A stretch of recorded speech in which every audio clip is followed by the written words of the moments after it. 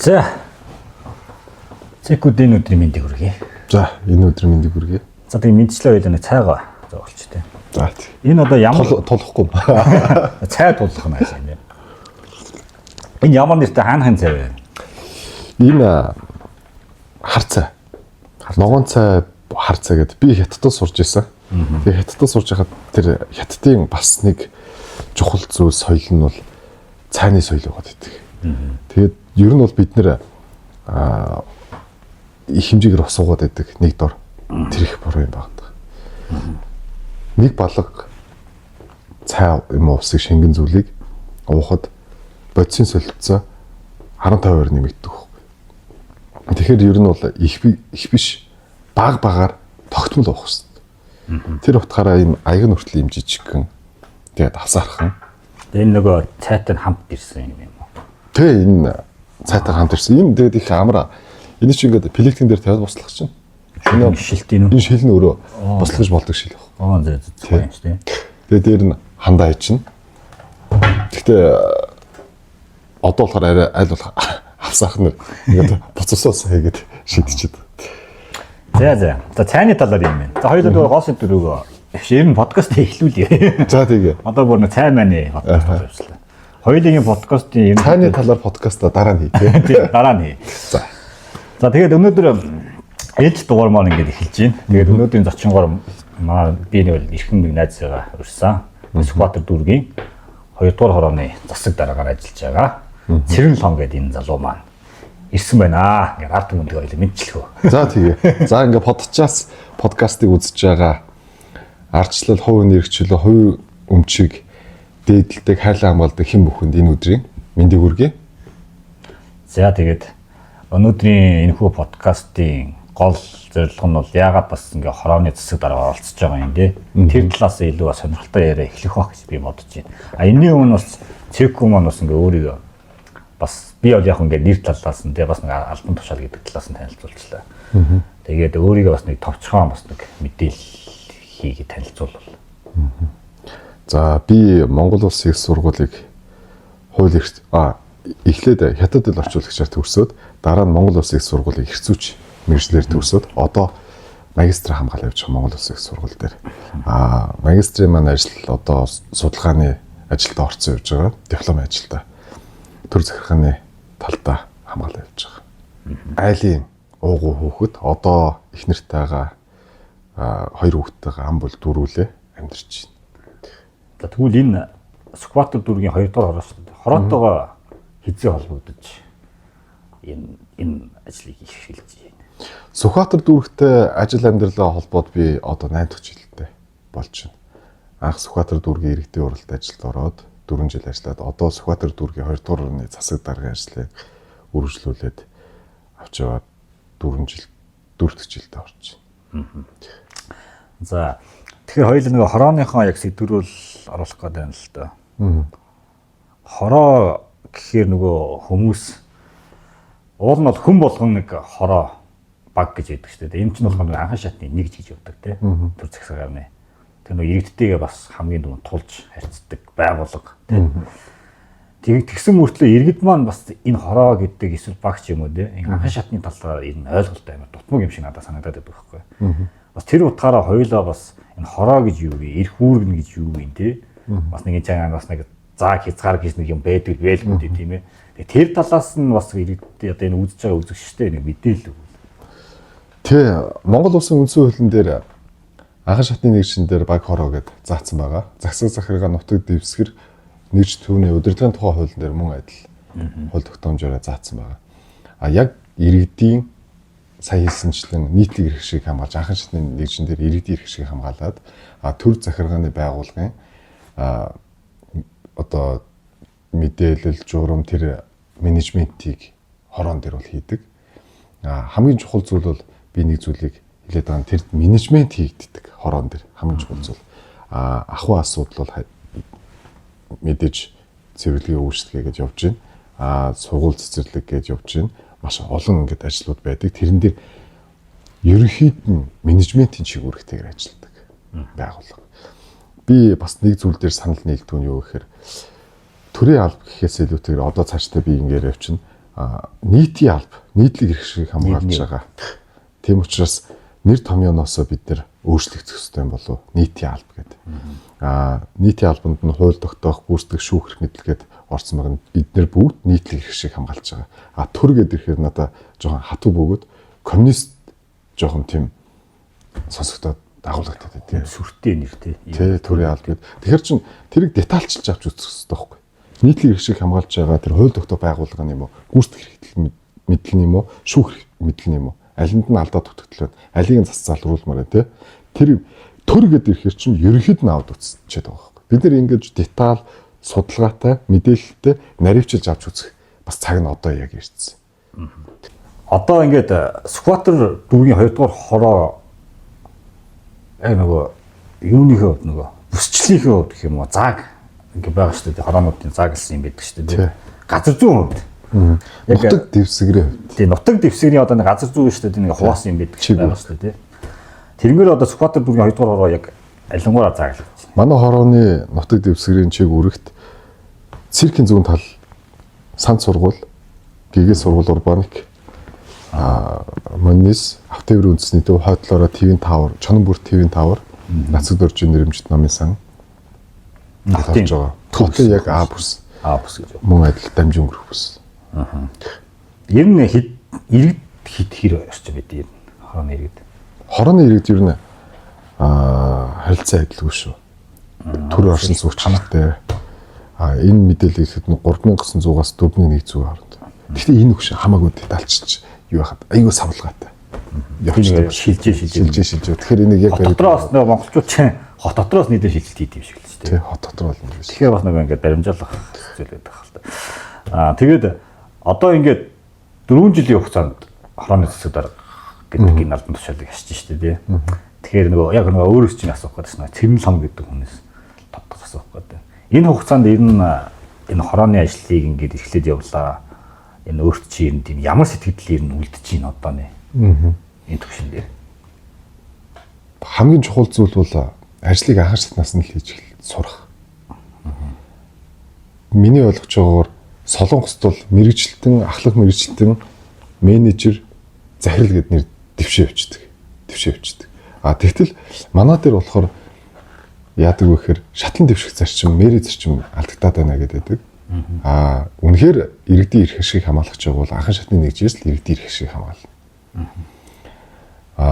Би бас нэг зүйлдээ санал нэгдвэ нь юу гэхээр дарга гэдэг үгтэй нэр томьёонд надад нэг тийм таатай болсон санагдаад байдаг. Дарга гэхээр нэг арай өөр дабл стандарттай юм шиг өөр нэг данхаасан дагхар арай өөр зүйл ойлгогдоод байна. Менежер байх хэрэгтэй.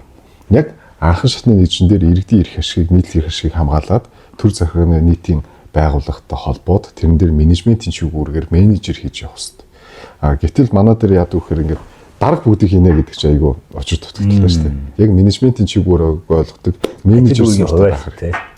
Би бас ингээд хараад байхад ингээд гэлдэ. Удирдлагын ахтам төгсөөд юм улаан дипломтой болонгуудаа шууд энэ тийм томилгоон дээр очиод идэг те. Гэтэл эн чинь нөгөө шатлан дэвших зарчим байна. Процессын дэмжлэг, туршлага гэж зүйл байна те. Хүнд бүү мэдлэг туршлагаас үл гарч чадна гэж нэг айхтар үг байдаг. Тэгэхээр туршлага суурилж дээшээгээ дэвшиж явах хэрэгтэй гэж би ойлгоод байгаа. Нөгөө мерит гэж зарчим ярьлаа шүү дээ. Шатлан дэвшиж ингээд сурах юмаа сураа тэгээд ингээд явдаг. Нэг ойлголтыг яриад байна шүү дээ. Тэгвэл одоо бол яг төрийн албанд ялангуяа хүмүүсийн ойлголт нэг жилээр хэмжигдэх шиг санагдаад байгаа байхгүй. Одоо тэдэн жил одоо тим ажил хийсэн бол тэр албан тушаалд одоо очиж болно гэдэг ч юм уу тийм. Иймэрхүү зүйл бас нэлээд яригдтий. Энэ туршлага чухал юм уу? Жилэн чухал юм уу? Яг үнэ. Яг наадах ч юм байхгүй. Үнэхээр чи үр дүнтэй сайн ажиллаад байвал үр дүнгээ хамаарад дэвшээд явж болно, дэвшиж ажиллаж болно. Тэгтэл төрийн албаны тухай хууль, нийтийн албаны тухай хуулийн дээр тэр дээр хугацаа заагаад 4 жил ажиллаж тийм одоо эрхэсэн төшмөл хийн, тийм ихэсэн төвшмөл 4 жил хийсний дараа тэрд ийм төвшмөлийн гэдэг хуулийн дээр ороод ирсэн байгаа гэдэг. Хуулийн хугацаатай, хуулийн хугацаа байгаа. Тэгэхээр бид нэр одоо Монгол улсад амьдарч байгаа юм чинь тэр хоёрыг бол нь хослох ёстой боловч хуулийн дээрээ бол үр дүнгийн бэлтгэхээс илүүтэйгээр хугацаа илүү сайн бодогдож яваад байгаа шүү. Түрүү нөгөө яг асуултынхаа гол хариултыг би авсан гоо нэг анх сарын асуудаг. 4 жилийн хугацаанд чи ажиллаа шүү дээ. Тэгвэл чамд ер нь ямар тийм сэтгэл үлдэж байна? Одоо хороо гэдэг иргэдтэйгээ бас ингэ ажиллаад явлаа шүү дээ. Тэгвэл одоо Цэрэн лам гэдэг нь заа нэг ийм байлаа. Тэ? Алдсан зүйлч гэдэг юм, онсон зүйлч гэдэг юм. Эсвэл сурсан, мэдсэн зүйлч гэдэг юм. Тэр талаас яг нэг өөрийнхөө дотоод ертөнц талаас яриад. Иргэдтэйгээ илүү ойр ажиллана. Иргэдийнхээ эрх шиг л хамгаална. Би залуучуудаа нэг улс төрд орж ирж байгаа. Энэ улс төрийн алба гэж явдаг. Улс төрийн алба, төрийн захиргааны алба, төрийн тусгай алба, төрийн үйлчлэгний алба гэдэг нийтийн алба чинь 4 хэсэгтэй хуваагдсан. Улс төрийн алба хэрвээ эрхлэгч байгаа бол анхан шатнаас нь иржүүлэх ёстой. Улсын хуралд юм уу, нийслэлд юм уу сонгогдоод иргэдийн эрх ашиг хамгаална гэвэл тэр бас их тасарсан ойлголт шүү дээ. Тасарсан ойлголт. Яг анхан шатны нэгжин дээр ингээд ойлгоод ажиллаад явахар чинь нөхцөл байдлыг өөр харна. Бодитоор харна. Бодит хөрсөн дээр ажиллаж байгаа. Яг үнэ. Яг нутаг дэвсгэр дээр хөрсөн дээр харна. Энэ асуудал эндээ байдаг юм байна. Тэр асуудал тэрдээ байдаг юм байна гэдэг зүйлийг бодитоогоор нь харж эхэлнэ гэсэн үг л дээ. Тэгэхээр энэ дээр бол маш их туршлага хөндлөж байгаа. Би сая хэлсэнчлэн хүнд буу мэдлэг туршлагаас үл гарч чаднаа гэж нэг зүйл гэдэг тийм. Хичнээн мэдлэгтэй чадвартай байж болно гэтэл туршлага гэдэг зүйлээр хязгаарлагдаж байгаа шүү гэж. За хороо одоо энэ чинь нэлээд хүмүүс ажиллаж байгаа шүү дээ. Хорооны бүтцийн талаар хоёлаа ярил. Ямар эрх үүрэгтэй ажилтнууд яг энэ хороо гэдэг зүйл дээр ажилтгийг юм. Хорооны ажлын алба өрхийн эрүүл мэндийн төв. Хорон цагтаа гэдэг. Уран бүрэлдэхүүнтэй. Тэр дээр дотроо бас задраад шиг үргээрээ өөрлөгдөж явна. Одоо яг хорон дотор ажлын албанд нь ажлын албанд нь бол хэсгийн ахлагч, эко байцаагч, иргэдийн бүлэг, олон нийтийн байцаагч, халамжийн мэргэжилтэн сүүлд улсын бүртгэж суухаа болцсон байна. Тэгээ нийгмийн ажилтан гэдэг. Тэгээ одоо нэг бас толгомж байгаа асуудал гэх юм бол анхан шатны нэгжин дээр юм уу нийтийн албанд ажиллах хүний тоо ер нь хүний нөөц бол хомсдолтой байгаад байна. Манай дээр жишээ нь нийгмийн ажилтан одоо байхгүй байна. Зохион байгуулагч маань тэр үүргийг давхар үгүйсгэж явж байгаа. Янз л хүчин зүйл шалтгааллах цайлын үсээс хавуулаад тиймэрхүү процессыг байдаг баг. Хорооны засаг дарга гэдэг чинь бол улс төрийн алба гэж явдаг тий. Нийтийн алба, улс төрийн алба, төрийн захиргааны алба, төрийн тусгай алба, төрийн үйлчлэгийн алба гэж явдаг. Улс төрийн албанд ордог. Энэ бол тэгэхээр намтаа шууд холбогдно. Тий. Би нэг зүйл дээр санал нэгдвэ шүү дээ бодчаа. Яг ингээд дарга гэдэг зүйл байгаад байдаг тий. Нийтлэг эрх шиг хамгаалж байгаа, иргэдийн эрх шиг хамгаалж байгаа бол менежментийн чиг үүрэг хийж менежер хүн байх нь илүү үр дүнтэй. Тэрнээс үүш дарга гэдэг нэр томьёо чинь айгүй тийм таа бас сонсогдоод байдаг. Тэгээ хорооны менежер гэдэг ч юм уу тий. Тэгээ хорооны менежер гэдэг ч юм уу. Манай тэр нийтийн албан дээр бол маш олон тэр менежментийн чиг үүргийн шинжилэл хийх ёстой байгаад байгаа. Яг одоо тулгамдаад байгаа асуудал. Дарга гэдэг зүйлийг ер нь цөөлөх ёстой байна. Цомхон төр байх ёстой байна.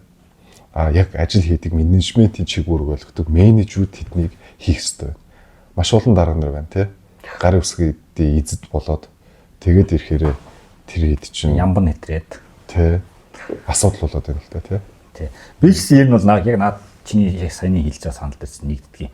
Одоо энэ төрийн албан хаагч гэдэг энэ нэршлиг бүр хасч хаяад нийтийн үйлчлэгээний алба гэдэг энэ хөнгөн нэртэй бол байгаа байхгүй. Одоо бол яг эрх үүргээр бол энэ нэг төрийн албан хаагч нар чи иргэдийн төлөө ажиллах хэрэгтэй шүү дээ. Тэгсэн чинь одоо шууд нийгэмдээ хөрсөн дээр бууж байгаа хэлбэр нь яаж харагдаж байна гэхээр нөгөө иргэдийн дарга нь болоо явдаг. Яг үнэ. Иргэдэд үүшлэх хэрэгтэй. Нийтийн албаны чиг үүрэг төр зөвлөх тий арга зүгээр хангах. Гэтэл манайх шууд санкц хэрэгжүүлээд байгаа. Торгогч байдаг юм тий. Тэрэн дээр шууд сануулга өгөхөөс илүүтэйгээр торгоол үйл ажиллагааны хязгаарлал зөвлөгөө өгөх тий. Зөвлөн туслах үйлчлэгийг давхар өгж өгөх хэрэгтэй байхгүй нийтийн албаны чинь журам чиг үүрэг төр нь бол байгаа шүү дээ. Манай иргэд бас энийг шаардж явах хэрэгтэй л доо. Одоо жишээлбэл яг энэ нэрэн дээр чинь нэг юм асуухад. Одоо энэ чинь аж ахуй эрхэлж байгаа нөхдүүд байгаа шүү дээ. Хуулийн этгээдж байна, хуу хүмүүсч байгаа шүү дээ. Тэднэр дээр манай Монголын төрийн алба яаж ажилладаг вэ гэхээр шууд танах тгийггүй тийм алдагдaltaй торгоно гэдэг шийтгэн гэдэг юм ярьдаг. Өөр улсууд ч болохоор нөгөө яг зах зээл нь яг бие биений ойлгоцсон улсанд болохоор ингэдэг юм байна. Хандлага нь болохоор нөгөө зөвлөдөг. За энэ та одоо нэг энэ хуулийн ийм зүйл төр алдагдaltaй шүү. Энд дээр чи ингэж анхаарах хэрэгтэй шүү. Ийм юм байдгийн шүү дээ. Ийм санкцууд мэдгийн шүү гэдэг.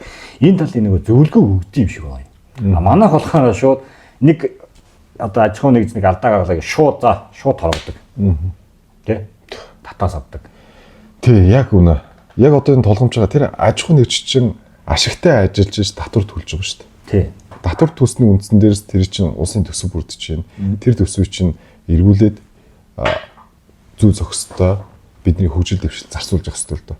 Гэтэл нөгөө ашигтай ажиллах гэж байгаа субъектаа боогод хар чинь яаж татвар төлөх юм бэ? Тэрэндээ ашигтай ажиллуулахын тулд харин дэмжиж өгөөд харилцан суралцах байдлаар зөвлөгөө өгөөд харилцан суралцах юу гэдгийг зөвлөгөө өгөөд явах хэрэгтэй байхгүй. Гэтэл манай дээр бол ерөөхдөө яг өөрөө чи хэлсэнчлэн ер нь торгол үйл ажиллагааг нь боогдуулсан байдлаар юм уу? Тиймэрдүү тал бол нэлээд ажиллагддаг. Ер нь манай найзуудаа чи зүгээр аж ахуй нэгж эхэлж байгаа шүү дээ. Чи өөрөө сайн мэдэж байна. Аж ахуй нэгж эхэлж байгаа найзууд маань надаас бас зөвлөгөө авдаг. Би тэрэн дээр ийм юм шүү, тийм шүү гэдэг зүйлийг хэлж өгдөг. Тэгэхэд бол голдуул ер нь тийм бидний гिचлээ гэдэг асуудлууд яригддаг байхгүй. Тэр нь болохоор би нэг хэрэгшин зөрчилдсөн байгаа тохиолдол маш их байдаг. Сүхбаатар дүүрэг дээр би нэг жишээ олгоод нэг ярьчих уу. Сүхбаатар дүүргийг ер нь жоохон магтчих гад. Тэгвэл бодит байдалтай би өөрөө мэдэрсэн зүйл.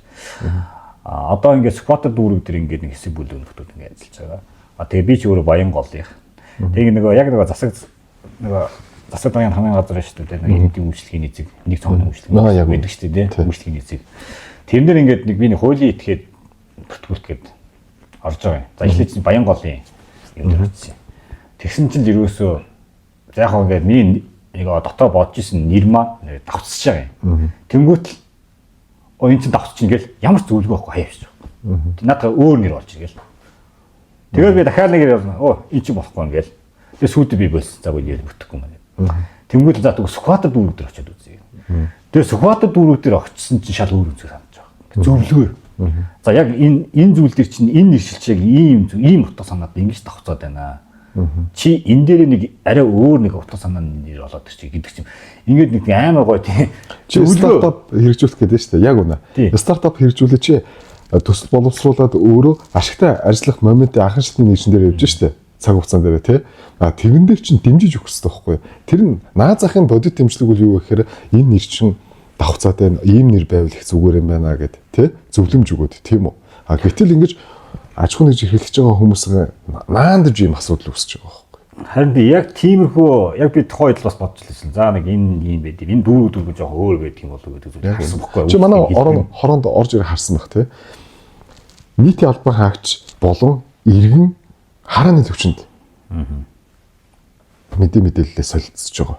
Харааны төвшин гэдэг чинь хамгийн чухал юм байдаг. Японд жишээ нь хүүхдүүдтэй хэрвээ та сургаал айлтгаж байгаа бол өвдөлт суугаад харааныхын төвшөнд нь очиж жоод хэлгүүгээ хэлээ гэдэг. Тэрнээс дэш болох юм бол ер нь тийм хүчирхийллийн шин чанартай орох тийм ёс суртахуунт болсон байгаа. Бид нар бол яг юм харааны төвшөнд үйлчлдэг иргэдтэй. Яг иргэн бол орж ирлээ харааны төвшөнд нийтийн албан хаагчаас мэдээлэл авлаа, халамж болон зохион байгуулагч бүгд тийм харааны төвшөнд бид нар мэдээлэлээ солилцож ажиллаж байгаа. Одоо ингээд хорооны засаг дарга манагнаар гээл ингээд хэсгийг авах магсаж ихээр бидний тэрхэн яах нэг ахмад хөшин хүмүүс л ингээд танд орж ирдэг байхгүй. Автоматар шууд орж ирдэг. Өөрөө бол одоо ингээд 90-ад оны төлөөлөл залуу шүү дээ. Залуу хүн яг энэ ажлыг уул нь залуу хүмүүс эрхлэх нь зөв шүү дээ. Тийм уул нь. Гэвч нөгөө нийгмийн сэтгэл зүйд ирүүлсэн нэг ингээд заавал нэг амьдралтай зууралцсан нэг хөшин хүн юм уу нэг жоохон нас тогтцсон хүмүүс ч юм уу. Тэр 40-50 гарцсан хүмүүс байх хэрэгтэй юм шиг нэг хандлага байгаад байгаа юм. Залуу яг энэ албан тушаалыг ингээд хашаад явхад ер нь хэр тааламжтай байна. Сая хэлсэнчлэн нэг зүйл байгаа нь юу гэхээр нийтийн эрх шиг хамгаалж байгаа, иргэдийн эрх шиг хамгаалж байгаа бол анхан шатны нэгжин дээр иргэдтэй ойлголцох хэрэгтэй. Иргэдийн тулгымцсан асуудлыг шийдвэрлэх хэрэгтэй. Одоо асуудал байгаа газар шийдэл байгаа гэдэг. Монгол Улсын их сургуулийг эрх зүйч мэргэжлэр төгсөөд одоо би магистрийн диплом ажиллаж яг энэ тал дээрээ би анхаарч судалгаагаа хийгээ яваад байгаа практик дээр. Яг үн би хэлдэг хүнд бүү мэдлэгээс туршлага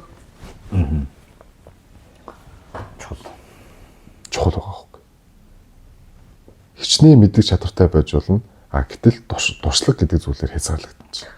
Тэгэхээр энэ бодит байдал дээр яг энэ туршлагын процессын дэмжлэг болон энэ бүх зүйлүүд ингээ хараад үзэх юм байна. Энэ онол практик хоёр ингээ зэрэгцээд явах. Зэрэгцээд оршоод байгаа. Улс төрж явж байгаа бас би залуучуудаа бас нэг зүйлийг зөвлөхөд улсын хурал руу нийслэхэд нэр дэвшихэд сонгуулийн зарчмаар улс төрд орно гэдэг бол өрөөсгөл ойлголт. Хамгийн чухал зүйл бол иргэдийн эрх ашиг өдөр тутмын ардчлал бол сонгуулийн зарчмаас гэхээс илүүтэйгээр өдөр тутмын оролцоо шүү дээ. Өдөр тутмын оролцоо. Үгээ би бас буруу хэлж. Хүнд бүү мэдлэг туршлагаас үл гарч чадна гэдэг тийм. Хүнд бүү мэдлэг туршлагаас үл гарч чадна.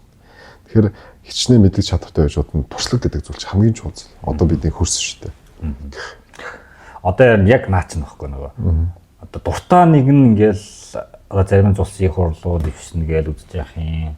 За тэр нөгөө дүүрэг мүрэг бол зүгээр зах юм мэдгүй одоо тэгээд ямар хүмүүс нөгөө химжээ дамжаа гэдэг дэвшиж болно. Тэгээ сонгох их нь бол сонгох үндсүүлээр сонгох болон сонгох хэрэгтэй. Хамгийн гол зүйл тэр юу вэ гэвэл ерөөсөө л иргэдийн эрх ашигыг хамгаалах штеп. Төрийн болон нийтийн чиг үүргийг түүнд яаж хүргэх вэ гэдэг боловч байхгүй. Тэрэн дээр туршлага чи юу юм бэ? Та яг яаж хүрэх гээд байгаа юм бэ? Танд мэдлэг болон чадвар чин туршлагатай чи яаж холбогдоод яаж тэрд хүрэх юм бэ гэдэг асуудал байгаа. Шууд одоо манайхан ч нийтлэг юм ажиглагдж байгаа нь юу гэхээр сонгол болоод дараа нь харагдахгүй болдог шүү дээ тий. Иргэд мань хэлж штэ. Үгүй ч сонгуулаар л харагддаг тий. Бус үед нь харагддаггүй гэдэг. Гэтэл эн чинь нөгөө өрөөсгөл ойлголт байгаа. Одоо ингээд зарим нэг нийт дэвшигч нар чинь сонгуулаа яллаа тэгээд дүүмж байхгүй байж сонгол юм зарим нь тойгоос холчдөг шүү дээ тий. Тойгоос өөр хазаас нийт дэвшигч ингэж явждаг. Тийм хүмүүс бас байдаг тий. За яг хорооны талаар бол нэг иймэрхүү. Тэгвэл тэр нэг өөр сонирхол явагдаад байна тий. Яагаад заавал тийш яваад байгаа? Уул нь чинь ингэж бодит байдлаар ингэж харах юм бол улсын хурал нийслэл дүүрэг гэдэг ингэж аймаг баг гэд үзэх юм, сум баг гэд үзэх юм бол энэ чинь ерөөсөө л иргэдийн эрх шиг хамгаалах. Гэтэл тэр би бас сая мэдээ үзлээ дээ. Чуулганд нэг ч удаа суугаагүй гүшин биш дээ. Тэр одоо яагаад суухгүй байгаа? Тэр чинь хамгийн гол нь тэр чуулганд сууж явах хэрэгтэй шүү дээ. Идэвхтэй байх хэрэгтэй. Нийт сонгогдсон нийтлэг эрх ашиг хамгаалаад иргэдтэй цахимаар болон мэдээлэл хүргэж явах хэрэгтэй. Ийм болж байна. Монгол улсын хөгжил болон ирээдүйд болж байгаа процесс юм байна. Төлөөлж уулын төлөөлж иргэдийн илч байхгүй. Гэтэл манад чинь тэр суухгүй тэр ямар өөр сонирхол байгаад байна. Тийм сонирхолтой ирээдүйд орж ирж байгаа залуучууд маань тийм сонирхолтой бити байгаасаа хэрвээ тийм сонирхолтой байгаа бол цагаа дэмий үрнэ. Би болоод ингэж хэлмээр байгаа. Яг хувийн эрх ашигаа нэг номер тавьсан байгаа хүмүүс зүгээр бизнес хийж. Яг үнэ, яг үнэ. Орхоос яг үнэ. Хувийн эрх ашиг нэг номерт байгаа хүн нийтийн эрх ашигын төлөө явна гэдэг нь өрөөсгөл ойлголт яг үнэ. Тийм чи яалчгүй нэг одоо нэг тийм эрх ашиг гэдэг зүйл чинь бол тэгээд мөнгө санхугаас ахуулаад эрх мэдэл гэдэг зүйлээс гарч ирж штэ тийм. Тийм бодолтой залуучуудыг бол нэг ус төрлөө бас аль болох бити ороосоо. Үнэхээр чи өөрөө ингээд мөнгөтэй болоо баяжчих ч гэдэг юм уу тийм. Хөнгөтэй болъё гэж бодоод ер нь бол тэгэл уул манай зах зээл чинь нээлттэй шүү дээ. Тэр боломж бол ашигласаа л гэж байна. Тэгээ энд бас нэг ажиглагдаад байгаа зүйл юу гэхээр за төгрөгийн инфляц бол явж байгаа. Төгрөгийн анш бол явж байгаа. Гэхдээ нэг зүйл аюултай зүйл бодлого гэхэд аюул хэцүү. Ирэх барьж байгаа нам нь өөрөө мөнгө хевлээд шүү дээ. Сонгуулаар. Энэ мөнгө хевлэж байгаа чинь үйл хөдлөлийн үнцийн болон бараа материал, өргөн хэрэглээний бараа бүтээгдэхүүний үнийн хөргөлтийг бий болгоод байгаа байхгүй. Валютын өсөлт. Ер нь бол валютын өсөлт гэж нэг өнцгөөс бол хэлж болно л доо. Энд чинь бараа бүтээгдэхүүний үнийн хөргөлтийг энэ мөнгө чинь хэвлэгдэж орж ирээд байгаа. Гэтэл тэр чинь яаж хөдөлмөрлж, яаж олдог вүлээ? Яаж татвараа төлдөг вүлээ те? Гэтэл хэвлэж орж ирж байгаа мөнгө гэдэг чинь яах вэ те? Сонгуулийн сонгогдох гээд сонгуул үеэр ингээ ороод ирэхэр чинь өөрөө мөнгө гэдэг зүйл чинь итгэл зүйр байх байтал энэ итгэл зүйрээсээ даваад эрх ашиг юм уу ноёдын бүлэг ноёрхлыг бий болгоод байгаа. Тэгэхээр бид нэр олон талтаас тэг ингээ харах юм бол магадгүй тэгээд мөнгө аваад санал өгч гин гэхэр чин тэр хүн тэрнтэй санал нэгдэж гин гэж ойлгохгүй тий. Иргэдмэн залуу үе мэн бас арай өөр л дөө. Энийг бол яагаад энтэй бол санал нэгдэхгүй. За ер нь тэгээд хороо гэдэг энэ сэдвийг чинь бас нэг тийм хөнгөн ярьждаг сэдв бол биш юм байна те. Нилийн урт яриа өрнөхөр юм байна. Тэгэхээр одоо ингээд хоёулаа чинь улс төрийн намын гишүүн аль аль тийм ээ арчсан нам. Арчсан намын бас нэг 90-ад оны төлөвлөл болоод бас тэгтээ нэг зүгээр шинэ код бас биш шүү дээ. Бас дотноор нилийн хэдэн жил бас болчлоо те. Тэс нарийн ширээнүүдийг бас гадралж эхэлж дээ те. Тэр хоёулаа энэ намынхаа талаар бас нэг яриагаа эхлүүл гэж бодож байна. Арчсан намтай ер нь хизээнээс холбогдож эхлэв. Арчсан намтай би ингэсэн Монгол улсын их сургууль сураад яг арчлал гэдэг зүйлийг ойлгож эхэлсэн л дээ. Яг дэлхийд арчлалын зарчим яаж үүссэн, түүхэн яаж үүссэн. Ер нь бол тэгээд хүн төрөлхтний түүх чинь арчлалын зарчим руу орсон байна. Тэгээд тэрийг судалж мэдж байгаад тодорхой хэмжээнд ном уншлаа, судлаа. Тэгээд 2016 оноос ер нь Арчсан намтай нэгдэж орж ирсэн. Би чинь Улаанбаатар хотын хаягжилтын систем гэдэг хаягжилт гэдэг зүйлийг ер нь иргэн татвар төлж байхад төрийн үйлчилгээ авах хамгийн чухал шуурхай зүйл бол гал команд болно, цагдаагийн байгууллага, эрүүл мэндийн байгууллагын хурдан чигүүргийн дагууд нь яаж тэр нөхцөл байдал дээр очих уу гэдэг зүйл төр нь хаягжуултыг айгуу сайн хийсэн төсөл боловсруулалтад хийсэн байна. Smart light гэдэг ер нь өөрөө тэгээд гэрэлтүүлэх дээр ерөнхийдөө анхаарч ажиллаад гэж орж ирсэн байхгүй. Арчсан намтайгаа ер нь арчилсан яг энэ бол иргэн хэрэгтэй ингээд ер нь арчлал Арчсан намын нэг ойлгох мэнэ. Тэгээд ер нь холбогдоод ингээд явж чад одоо өнөөдрийг хүртэл яг тий нарийн ширээний туршлага нөхцөл байдлыг ойлгоод ер нь бас нэг тийм прагматик практик гэдэг зүйл дээр нь яг одоо оршоод байж байна. 16 оноос хойш ер нь л явагдсан намын гишүүн болоод. Тэгээ 2016 оноос. 2016 оноос тий. 2018 жил. За энэ чинь бас одоо ингээ 16 оноос хойш өнөөдрийг гэдэг бас баггүй хугацаа байхгүй. Тэгээ залуу хүний гээд ярихад бол 22-т хүүхэд 30-тай алдсан байна гэсэн үг шүү дээ. Тэгэхээр би юу ярих гээд байна гэхээр Арчсан нам 16 оноос хойш ер нь дандаа ялагдлаа шүү дээ. 16 онд ялагдлаа, 20 онд ялагдлаа, саяны сонгуулиар дахиад бас цөөх болоод за яг нэг хамтарсан засаглалгаар авчлаа л да. Тэгтэр ялагдсан тий. Сонгуулийн үр дүн бол олонхон шийддэг. Арчлал гэдэг чинь өөрөө нэг олонхын засаглал гэсэн үг шүү дээ. Тэгээд цөөхөн ирэх шиг хамгаалах шүү дээ. Тэгээд энэ хугацаанд ер нь чи Цэрэн лам гэдэг одоо хов гишүүн. Одоо иргэн биш би гишүүний хувьд нэрэд байна шүү дээ. Цэрэн лам гэдэг гишүүний хувьд Арчсан намыг өнөөдрийн яг энэ нөхцөл байдал тэр хэрхэн дүгнэж харж байна. Хов. Надаас асуусан учраас миний харж байгаа үндсэг бол одоо иргэд маань саналаа өгсөн сая сонгуулиар хамтарсан цэцэг бүрдэж байна. Тэгэхдээ зарим иргэд бол надад яг хэлж байна. Яг энэ хамтарсан засаг ингэж бүрдэж үйл ажиллагаа явуулахаас илүүтэйгээр Арчсан нам энэ ирэх барьж байгаа намыг ажлын хийлгүүлээд хянах тогтолцоотой явсан бол энэ өөрөө засаглалын хамгийн чухал хэлбэр байсан юм шүү.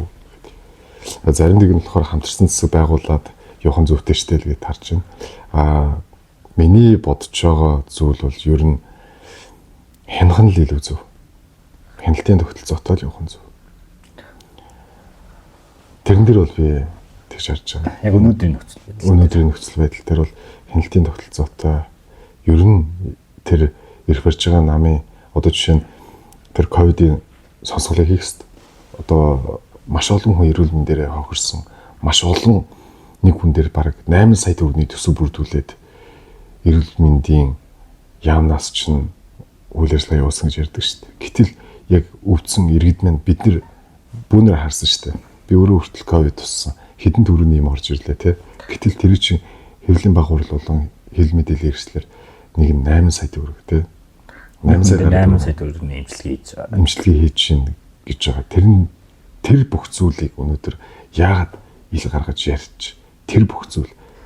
Тэр нүүрсний сонсголын асуудал 2017 он хүртэл яваа зогссон. Үргэлжлүүлээд яагаад явахгүй байгаа.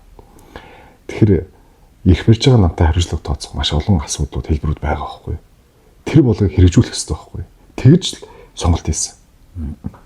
Тэг сонголт хийсэн. Иргэд маань. Одоо ардсан намын алдаа оноо шүү дээ. Тэр талыг юу гэж харж байна? Алдаа оноо гэдэг нь одоо ингээд нэг 16-оос ялагдаад байна шүү дээ энэ чинь. Одоо хоёулаа тэгэл дандаа 16-оос зүгээр жишээ болгож ирээд шүү дээ. 16-оос дандаа нэг ялагдсан нам дээр л яваад байна шүү дээ. Тэгээ энэ хүн дээр анх ингээд орж исэн нэг сэтгэл зүй байна шүү дээ. Одоо ингээд бас энэ нам чинь ингээд студийн сонгуульд ороод идэг. Ялагдаад байдаг. Засгаа авч чадахгүй байгаад байдаг. Тэгээ яг энэ заагийн л нэг сэтгэлийг асуугаад байна л. Энэ чи өөрөө мэдчихэж байгаа бах те аж ахуй эрхэлж байгаа. Аж ахуй эрхлэхээр дарамт гэдэг зүйл бол их байна тий. 2016-наас хойш ардын нам ирэх барихтаа татвар нэмэхгүй гэж ярьж ирсэн. Гэтэл одоо татвар хэрэг нэмэгдсэн байлээ. 16 засаг аваад 9 төрлийн татвар нэмж эхэлсэн гэдэг шүү дээ. Харин анх бол татвар нэмэхгүй гэж 16-оны сонгуульд бүрэлдэхүүн дээр нь байгаа шүү дээ. Нэг ч татвар. Гэтэл энэ мөрөд хөтөлбөр гэдэг чинь улс төрийн хамгийн гол зүйл зарчим нь биелдэх хэрэгтэй байхгүй. Гэтэл тэрийг биелүүлэх байгаа. Тэ? Яг манай дээр болохоор бас яг бодиттой нэг алдаанууд нь юу гэхээр тэр татварыг ер нь аль болох цомхон төр байх хэвээр татвар ер нь харьцангуй бага байх хэвээр байхгүй. Татвар байх хэвээр. Гэтэл эн чинь бүр татвар нь арайд эндүү шүү дээ. Хүмүүс одоо фэйсбүүкээр харж байгаа те 40-50% нь татвар төлж байна. Аж ахуй нэгж чинь бүр алж байна. Аж ахуй нэгжүүд үйл ажиллагаа явуулах гэдэг нь бүх юм татвар татаасан тавьчихад байна гээл те. Зарим иргэд маань залуучууд маань эндээс гарч штэ. Монголоос бид ихтэй тэр залуучуудыг харахад бол тэр залуучууд бол Монголоор хөрж яваг. Гол нь энэ нийгмийг хөрж яваад байгаа байхгүй. Энэ нийгмийн буруу тогтолцооноос явж байгаа. Америкт байгаа, Европт байгаа, Солонгос, Японд байгаа залуучууд маань энд үйл хөдлөх болон ээж аав, хар гэр бүлтэй мөнгө санхүү явуулж байна. Тэр чинь Монголд бас маш том хэмжээний дац бүрдүүлж байгаа шүү. Мөнгөний эргэлтийг бий болгож байгаа гэсэн үг шүү. Тийм мөнгөний эргэлтийг бий болгож байгаа.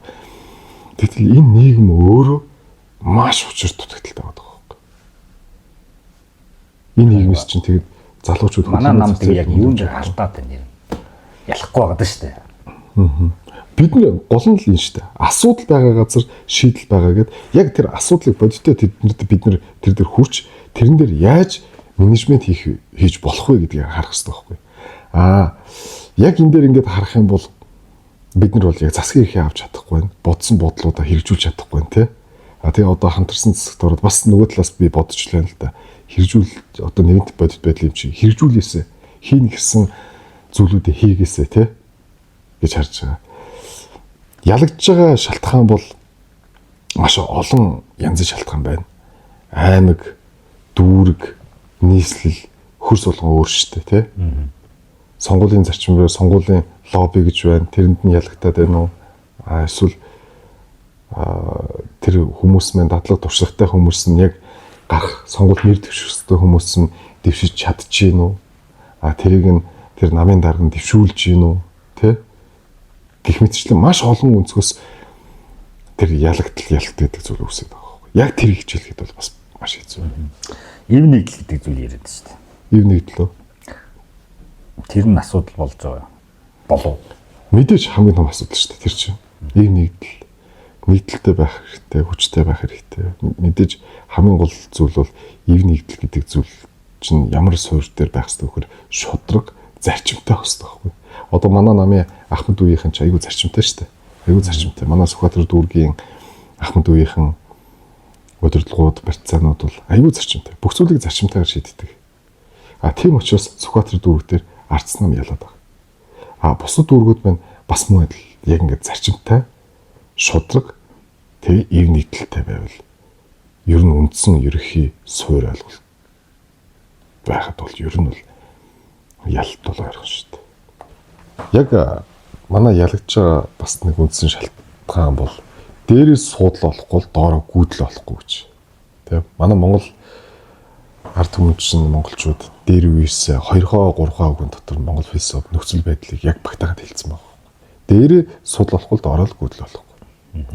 Тийм учраас бол яг энэ асуудал байх та. Би бол одоо улс төрийн ном зах зээл өрсөлдөж штэ. Үзэл санаа гэж нэг юм байна шүү дээ. Үзэл баримтлал нам. Одоо ингээд Монгол улсад бол хоёр том улс төрийн хүч юм байна. Уугууч нь бол ардын нам. Дараагийн одоо бас үндэсний хэмжээний гэж ярьж байгаа юм ярьчих юм бол. Арчсан дараагийнх нь. Тэгээ энэ хоёр нам чинь хоёулаа бас үзэл баримтлалаа бас ингээд тунхагласан тий. Жишээлбэл ардын нам бол зүүн төвийн үзэл баримтлалтай социотек үзлийг бид нар баримтлаж байна гэдэг. Мөн залуучуудын байгууллага нь бас нэг социотек нэртэй болсон шүү дээ. Юу лээ? Социал демократ Монголын залуучууд явцсан тий. Тэгвэл арчсан нам болохоор баруун төвийн үзэл баримтлалтай гэж ярьж байгаа тий. Гэт ярьж байгаа биш чинь ингээд бүр бичиг болоод ингээд батламжлагдаад тий их хурлаараа батлаад тэгээ дээж хүүхдээ бүртгүүлээд ингээд алгацсан үзэл санаа ба шүү дээ тий. Тэгээд залуучуудын байгууллага нь болохоор арчсан залуучуудын холбоо гэж явдаг тий. Энэ хоёрын залуучуудын байгууллага. За яг ингээд аль алинд нь ингээд салбар холбоодод байгаа л та. Тэгээ нөгөө үзэл санаа гэдэг зүйл дээр энэ намууд маань яг өрсөлдөөний хийж чадж гин л гэдэг асуултын тэмдэг гарч ирээд байна л да. Үзэл санаа гэдэг яг ингээд бид монголчууд ингээд ярих юм бол өв уламжлал ба үзэл санаа хоёрын ялгаа юу вэ гэх тээ. Америкт бол яг юм Англи, Франц, Итали, Швед гэл маш олон хүмүүс тэр цагаачилж очиод бүгд өөрсдөө үзэл бодол үзэл санаа яриад байгаа. За бид нарт нэг үзэл санаатай болъё. Энэ үзэл санаагаа баримтчиг болгоод үндсэн үйл болгоод явъя гэдэг. Бид нар дээр ингээд манай монголчууд дээр үзэл санааг ингээд авч ширжүүлээд үзэх юм бол өв уламжлалтайгаа сарш холбоотой бид нар. Тэр өв уламжлалт нэгттэй хүмүүс чинь үзэл санаа хэрэг өөр ээж болох уу гэдэг асуудал байгаа гэдэг. Тэрний нэг жишээ юм бол би бас хоёр намаас гадна хүн нам биш. Зүүн төвийн үзэл баримтлалтай хөдөлгөөний үндэсний нам гэж байгуулагдсан гутаа миний сонсохны төрөлжид нэг шөнийн дотор баруун болцсон гэдэгс шүү дээ. Тэгэхээр тийм амархан үзэл санаа солигдож болох уу те? Тэрийг бас ингээд дэмжиж явж ийн гэхээр чи манайхан бас хэр үзэл санаанд үнэнч вэ те? Ямар үзэл санааг гин яг бодитойгоор дэмжиж гин үү? Эсвэл те өөр өнцгөөс нь хараад хүн намыг дэмжиж гин гэдэг асуудал байна те? Би бол тэр хүн намын тэр жишээн дээр наач амар тийм зүгээр л үзэл санаа, үзэл баримтлал гэдэг зүйл чинь нэг шигийн дотор өөрчлөгдөж болдог зүйл юм шиг хүн нам бол өөрчлөгдөж хүн төрөлхтний үзэл санаа бол инновацлог дээшээ өөрчлөгдөд явж байгаа. Гэтэл юм гинт юм маневртайгаар гин огцсон мэрэгтэй байхгүй. Огцсон мэрэгтэй байх байна. Баруун зүүн гэдэг чинь огцсон хоёр өөр шүү дээ. Нэг нь чөлөөт зах зээлийг эрхэмлэн, нөгөөх нь бол бас тодорхой хэмжээний төрийн орцгод эдийн засаг байна гэдэг ч юм уу тийм. За нэг хэсэг нь зүүнний үзэлчин бол төр одоо ер нь жоохон данхаар тий. Ер нь олон юмд оролцсон шүү тий. Төрийн өмч ер нь байл шүү. Тэгмээ барууны үзэл дээр нь төрийн оролцоо бага байна тий. Төр ер нь нэг тийм олон зүйлд оролцохгүй. Үндсэн нэг чиг үүргүүд байгаа. Тэнийг л хийн гэдэг ч юм уу тий. Ийм хүн хоёр ялгаа байгаа шүү дээ. Тэнгүүд л одоо энэ хоёр эсрэг тэсрэг зүйлийг хүн нам хөдөлмөрийн үндэсний нам гэж байгуулагдж ирсэн нам маань нэг өрөө хуралдаа нэг хэдэн нөхдөд хуралдаа за хэдүүлээ шууд баруун том болъё. Тэгээ өөрчлөж байгаа байхгүй. Тэгээ үзэл санаа. Тэгээ яг нөгөө тэр барууны үзлээ тэгээ тэр гişүүд нь өнөөдөр мэддэг ч юм уу мэддгүй ч юм уу мэдэхгүй байхгүй. Дэмжиж байгаа хүмүүс маань улс төрийн хүмүүс маань. Одоо анх тэр дэмжиж орж байгаа хүмүүс нь бол нөгөө үзэл санааг л хөдөлмөрчдийн төлөө нэгдсэн нам шүү дээ. Тэгээ тэр хөдөлмөр гэдэг нэрээ аваа иччихсэн. Зүгээр хүн гэдэг нэртэй. Би нэг бас манай одоо ерхийлэгч нэг зүйл хэлсэн мэт шүү. Төрийн зах зээл гэж байгуулахаас чөлөө зах зээл гэж байхгүй гэ тэ. Дэлхийн нийтээр тийм байхгүй тий. Энэ чинь чөлөө зах зээл байж иж. Чөлөө зах зээлийн цаана үйлдвэрлэгч нар байгаа. Үйлдвэрлэгчний ард хүний нөөц гэж байгаа. Гэтэл эн чинь төрийн бодлогч өөрөө буруу яваад байгаа хгүй. Төрийн зах зээл гэдэг үүднээс халамж хавтгааруулаад өгчөж байгаа. Тэгэхээр ажил хийх хүн байх. Халамж өгөөд. Одоо аж ахуйн нэгжүүд нэг том асуудалтай тулгараад байгаа хгүй бүгд ажил хийх хүн олдохгүй байна гэд. Мөнгөний өгөө, цалингийн өгөө, ажил хийх хүн байхгүй байна гэд. Тэгээ ажил хийх хүн байхгүй болчоор тэр нэг үйлдвэрлэгч нар чинь яаж юм хийх үү, хөрөх үү? Ажил хийх хүний нөөц нь байхгүй болчоор. Гэтэл энд халамж хавтгаарцсан. Хангалттай халамж явж гин гэдэг иргэд маань бас бүгд мэднэ л дээ. Нэг хүн тийм хэмжээний халамж авч гин, тийм халамжинд бүртгүүлсэн байна гэдээ бас мэдээлэл нь бас ингээд болоод шүү дээ. Хүмүүсийн та 2 сая яваад юм шүү. Гаруй. Маш өндөр байгаа байхгүй. Гэтэл энэ дээр болохоор үйлдвэрлэгч бид нар чөлөө зах зээл халамж хийсэлүүтэйгээр халамж бол тодорхой хэмжээнд байх ёстой. Ёстой. Очих хэвээр хүн дээ. Очих хэвээр юмд л очих хэвээр. А гэтэл энэ халамж аваад болоод байна. Бид нар гадаад байгаа манай монголчууд яагаад ингэж гадаад байгаа монголчууд айгүй мундаг ажиллаж амьдэрдэг штэ. Тэд нар ч халамж аваад байгаа юугүй штэ. Хөдөлмөрлөөд байгаа байхгүй. Хөдөлмөрийн зах зээлийг өнлүүлээд байгаа байхгүй. Яг тэрнтэй адилхан бид нар юм чөлөө зах зээл дээр хөдөлмөрийн зах зээлийг бий болгож өгөх хэрэгтэй. Энэ хамгийн чухал асуудал. Одоо ингээд хоёулаа ардчсан намыг ярьж штэ тий. Ардчсан намын үдэл санаа баруун төв гэдэг томхолцсон байж байдаг. За ардчсан намс нэг эрхчлөө гэдэг нэг юм ярьдаг нам шүү дээ. Ер нь бол суур ойлголт нь. Тэнгүүлийн үдэл санаа чинь нэг 5 эрхчлөөн дээр одоо манай нам хуваалгаж хуваагддаг штэ. Толгуур чинь гэж ярьдаг хаа. Үндэсний эрхчлөө, эдийн засгийн эрхчлөө, хувь хүний эрхчлөө. Наан дээр тэр ойлголт. Тэгээд юу вэ? Шудраг ёсны эрхчлөө гэдэг. Нэг иймэрхүү 5 эрхчлөө. Гэтэ ардлан эрхчлөө яваад байгаа байхгүй. Тэ. Нэг ийм үдэл санаатай нам. Энийг дгээ товчхондоо маш энгийн дээр нь хэдвэр хоёлаа ингэ ярихад ардчсны үдэл санаа бол хувьчтэй байна. Тэ. Хувь хүний эрхчлөөг хамгаална, дийлнэ. Тэгээ зах зээл чөлөөтэй байна. Тэ. Татвар баг байна, төр цомхон байна. Гэдэг нэг үдэл санааг ингэ товчхондоо ойлгоход ийм байгаа юм. Тэгвэл ардчсан нам яг энэ үдэл санаа гэдэг мэдүүлээ ингээд 18 онд л үүдэн чинь баталж байсан баг. Тэр аноос хойш нам яг энэ үдэл санааг юм хамгаалж ажиллаж чадчихэв. Энэ чиний одоо байш зүгээр дүгнэлт юу гэж харж байна. Надад бол нэг хариулт байгаа. Хамгаалж ажиллаж байгаа юу гэж харахад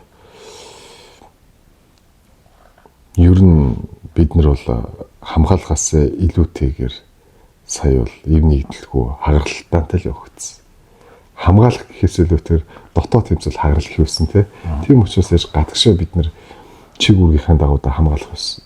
Яаж хамгаалах юм бэ гэдэг асуудал Дотоод асуудлаа сайхан шийдсэн Дотоод асуудал сайн шийдэгдээд ингээд одоо нэг дотоод асуудлаа залуучууд нь дээш нь зарчимтай яг одоо хамгаалах түвшинд нь авч хэрэгтэй.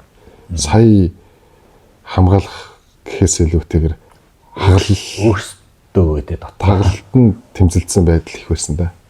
Яг л нэг Монгол зангараад манайхан яваад байгаа шээ. Ер нь одоо ардын нам ардсан нам хоёрыг зүгээр маш энгийнээр ялгааг нь хэлчихээд ардсан нам бол Монгол зангаар яваад байгаа. Өв уламжлалт дээр одоо ингээл хүннүү гүрнээс хулаал хоорондоо ингээл нэг ухсаад нэг үндэстэн хит хитдэг хуваагдаад хоорондоо ингээл байдал нүүдэлч нэгдэг. Тэгэхээр би нэг зүйлийг харддаг штэ. Утчаа юу гэхээр ардын намын хурал биш штэ. Муудах сайдах юмнууд нь ерөөсөө ил гардггүй. Муудад сайдаад ил гаргаад тэр шудраг бус зүйлийг илчилсэн хүмүүсийг нь авчид намын гишүүнээс нь хасдаг ч юм уу, эрхийг мэдлээс нь холдуулдаг ч юм уу ингэ явчихдаг. Манай дээр бол тийм асуудал байхгүй штэ. Бүх юм шилэн байх хэвээр. Ер нь альва асуудал чинь сайнтай муутай савд үрнэ гэдэг шиг тэр чинь эрүүл харилцаа байхгүй юу? Асуудал байж асуудлаа шийдэж тэрийг ил тод илэрхийлж асуудал шийдэгдэн штэ ийм байна. Тэр чинь эрүүл харилцаа байхгүй. Гэтэл огт асуудал байхгүй зүгээр юу ч байхгүй нэг юм энэ өөрөө намынх нь онцлог л байна л та тий. Бүх юм болж байгаа бүтэж байгаа. Гэтэл Монгол болж байгаа бүтэж байгаа юм. Монгол бол бидний нийгэм болж өгөхгүй байна. Гэтэл тэр намын хурал бол болж бүтэж байгаа бүтээд байгаа мэтэр л яригддаг ш. Тэгтэл эн чинь юу гэхээр ерөөсөө эрүүл харилцаа биш, эрүүл бус харилцаа гэдэг байхгүй. Лобби үүсээд байна. Гэтэл энд бол маргаан үүсэж чинь, мэтгэлзэн үүсэж. За нөгөө өгчтэй ардын нам гэдэг шүү дээ. Бид ч одоо ингээд 9 жил рүү орж шүү дээ. Засгийн хэрэг аваад. Тасралтгүй тэгтэй болно. Өмнө бол тэгтэй нэлийн тасгалцсан шүү дээ. Дондоо нарчсан аа 4 жил орсон. Тэгээд энэ нам одоо сүүлийн 8 жил нөгөө хувийн өмч гэдэг зүйлийг бас халддаг. Зүгээр л хин нэгний хувийн өмч дураараа халддаг. Тэр системийг баг ажиллуулгаа яваад байгаа. Жишээнүүд байна л да. Чөлөөт зах зээл рүү дайрч нэ гэсэн үг шүү дээ. Хувь өмч халж байна. Хувь хүний эрхчлөө Монгол улсын үндсэн хуулиар олгогдсон өөр чиглэл рүүнийг алдчихж шүү дээ. Нөгөө хувь хүний эрхчлөө юусе өмчөөл баталгааж санд яг тийм хүмүүс яг нэг ярьж байна. Тэнгүүт нөгөө их барьж байгаа нөхдүүд маань ерөөсөө хувийн тэр эрхчлөөнд нэг талбайд байна гэдэг санаа яваад байна. Жишээлбэл одоо сая одоо манай хотын нэр шүү дээ. Тийм. Хотын нэр саяхаандаа нэг хэд хоног юм нэг бичлэг явуулж байсан. Тэрний юу гэхээр хайл дүрэгт сонгон мөлөө хаана нэлээ ямарс гэр ороод зам мамд явах гээд байгаа байх шиг байгаа юм. Тэнгүүд тэнцээ нэг хашаа байсан байгаа даа. Тэнгүүд тэр хашаад нэг өмчлөгчтэй байгаад нь шүү дээ. Тэмдээ ярьж байгаа. За энэ газар чи одоо ус авна гэдэг. Тэнгүүд нөгөөд нь хэлж байгаа. Гэхдээ та яагаад ингэж манай газар явах гээд байгаа. Энд чи одоо миний уул нь хувийн өмчт ингээд та шууд ирээд ингээд авъя гэж авчт юм гэсэн чинь. Өө наад чи асуудалгүй наад чи зохицуулж. Өстой байгаль орчны яс ямар нэг бохирдолтой зөрчилдсөн мөрчилсөн ч гэдэг юм ийм хүн гаргаж ирэл надад чи ингээд зохицуулж нэгдэг юм ярьж байгаа хөөх. Ийм дураараа одоо төр зүгээр л газар чи авлаа шүү гэж буулаагаад авчдаг. Зүйлийг одоо бараг тэр яриан дээр ярьчихж байгаа хөөх. Энэ хууль ёсны эзэмшигч өмчлөгч үү, хууль бус эзэмшигч өмчлөгч үү гэдэг бас хоёр учир шалтгаантай л да. Яг захиргааны ерөнхий хуулийн 26-гийн 1 заасны дагуу энд захиргааны гэрээ батлан гаргахын өмнө ирэх хууль ёсны ашиг сонирхол нь хөндөж болзошгүй этгээдэд захиргааны шийдвэр гаргахад ач холбогдол бүхий нөхцөл байдлын талаар тайлбар санал гаргах боломжийг олгоно гэд хуулийн дээр заасан байхгүй захиргааны процесс эрхцүүдээр. Яг түүнтэй адилхан энэ захиргааны процессын тэр үйл ажиллагааг хангаж байгаа хууль ёсны зарчмыг биелүүлж байгаа гэдэг асуудал байгаа. Гэтэл шууд ингэж халдна гэдэг чинь хувийн өмч рүү бид нар өнөөдөр ямар нэгэн ардчилсан хүмүүнлэг нийгмийн ардсан нийгмийг зогслоход оршно гэж байгаа шүү дээ. Хувийн өмч рүү халтаж яагаад ч болохгүй. Тэр хэрвээ хууль ёсныхан эзэмших эрх рүү халтах гэхээс илүүтэйгээр тайлбар аваад мэдгэдэх сонсох ажиллагаа явуулаад тэрийг нь нөхөн олбор олгоод тэгсний үндсэн дээр шилжүүлэх хэрэгтэй байхгүй. Гэтэл шууд ингэж халдна гэдэг чинь өөрөө өрөөсгөл ойлголт. Яг мэр хотын захирагчийн хувьд бол ийм төлөвлөлт хийх гэж байгаа бах тий. Гэхдээ энэ төлөвлөлт хийх гэж байгаа болгон дээр иргэдийн эрх ашиг хөндөгдөж штэ. Одоо энэ дахин төлөвлөлтийн асуудлууд яригдчихэв чинь. Тэр дахин төлөвлөлтийн асуудал дээр чинь газрын албанаас A B C D гэдэг ингээ 5 үнэлгээнд оруулсан метр квадратын үнэлсэн. A гэх юм бол хотын төвөр үгээ тий. Ойр B гэхээр тэр төв бүстэйгээ ойр метр квадратын үнэлгээ оруулсан. Тэр үнэлгээний үүднээс нь үнэлгээ хийлгүүлээд тэр газраа үнэлдэг тим системтэй явж байгаа. Гэтэл тэр зүйл хууль ёсны зарчмуудыг хэрхэн биелүүлж ийн гэдэг бас учир шалтгаан л да. Мэдэгдэх ба сонсох зарчим, мэдэгдэх буюу мэдээлэл авах хөөх, уг мэдгэдлийн талаар өөрийн байр суурийг нь илэрхийлүүлэх, шүүхэн шийдвэрт хууль ёсоор нөлөөлөх боломж гэсэн элементүүд байгаа байхгүй. Энийг хангаж явах хэрэгтэй. Гэтэл энийг хангахгүйгээр халдж байгаа бол яг чиний хэлсэнчлээ халдж гин гэж дайрж гин гэж ойлгохоор байгаа байхгүй. Тийм учраас иргэд маань энэ нэг зүйлийг хэлэхэд ийм захиргааны процесс ийм хуулийн бидний өдөр тутамдаа хэрэглэгдэж байгаа харилцаанд орж байгаа зүйл бол яг хууль шүү дээ. Тэр хуулиа сайн судлах хэрэгтэй. Тэр иргэн маань хууль ёсны өмгөөлөгч авах хэрэгтэй. Тэрнийхээ дагууд нь шүүхт хандах хэрэгтэй. Одоо өөр нэг жишээ шүү дээ бас. Надад нэг үер боллоо тийм үү. Улаанбаатар ус натлаа. Тэгсэн чинь хідэн баашингууд гайллаа гэж байна шүү дээ. Эс автлаа нэгдүгээр хорооны нутгийн дэвсгэр дээр бас үйл явдал. Эс автлс гэж яригдчихэж байгаа юм. Тэгээд нөгөө шунхлагийн нэг колонк явагдсан. Тэгээд нөгөө авилга хороол гэдэг нэг алдартай аква гарден шүү дээ. Одоо тэрэндээ баг босоод ашиглалтнууд гоохж байгаа шиг байлээ тий. Тэгээд нөгөө энэ ид чи ингээ буруудаа гээд тэнгуут нөгөө эс автлс одоо хувийн өмч шүү дээ тий. Тэр чинь хувь хүний аж ахуйн нэг жиг өмч. Тэгээд тэр чинь худалдааны ам эрхэлж байгаа нэг газар объект байгаа шүү дээ. Шунхлаач гэсэн үс тийм. Тэ. Тэнгүүл тэрийг ингээд одоо үерийн одоо нэг юмыг боосон жилээ. Тиймэрхүү санкцтай хэрэг үүсгээд шууд нураах шийдвэр гаргацсан шүү дээ. Тэр шүүхээр ороогүй байхгүй. Зүгээр нэг дарга. Нэг дарга. Энэ үерт энэ байшин л гай болоод байна. Энийг нураач бол үер бараг байхгүй боллоо. Чөлөөтэй урсах юм байна гэдэг. Гоё мэрэнгууд нь ингээд нураачлаа шүү дээ. Тэгээ гол нь энэчнээс би өнөөдөр яг хажуугаар нь явсан. Өнөөдөр эс аутлуудтай хажуугаар явхад бол 70 босгоч илээ. За яг 70 байж энэ өөр юм ярих гэдэг юм би. Энэчнээс нэг зүйл нь харагдах гэдэг шүү дээ. За яг хууль бус за гэд үзчихээ тийм үү. Тэгвэл тэр байшин барих зөвшөөрлийг хийх гэсэн. Яг өнөө би бачаа яг тэр үед манай хорооны нутаг дэвсгэр лөө ус хальж авч ирэх гээд тэгээ ус сайлуулах хоолойгоо цэвэрлүүлэх гээд ус угийн удирдах газар руу манайх чинь усны тогтоол хэсэг их үүсдэг. лагуудаа цэвэрлүүлэх гээ тэг ингэж яг маш их ажилтаа Танаас анхаарч үйл ажиллажсэн. тавцсан юм байна. Ер нь үйл тавтах их ойрхон байсан. Тэгээд тэр асуудал бол ер нь бол ингээд ийм маргаантай байсан. Миний урд ингээд анхаарах маш олон зүйл өсөж тэрийг бол юу нэг тэгж анхаараагүй. Гэхдээ тэрэн дээр би ингэж харахад хууль ёсны эзэмшигч өмчлөгч үү гэж зүйл байна тий. Хууль бус эзэмшигч өмчлөгч үү гэж. Тэгэхээр тэр голын горилгод дээр миний сонсохны ингээд баригдсан барилга хууль бус эзэмшигч өмчлөгч байгаа байхгүй. Голын айс авгаз дээр чинь газар олох хэрэгтэй юу?